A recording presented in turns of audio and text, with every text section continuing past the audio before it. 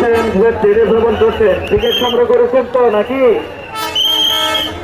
প্রভু সাহেবেরা, সম্মানিত মুসলিম সাহেবেরা, টিকিট সংগ্রহ করেছেন তো নাকি?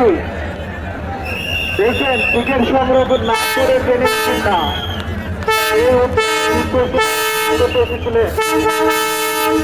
এই উদ্দেশ্যে ইজতেমায় অংশগ্রহণ করছিলেন যে সোয়াবের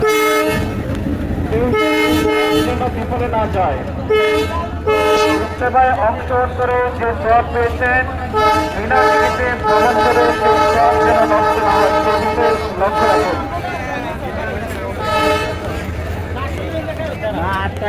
উঠান যেত কেন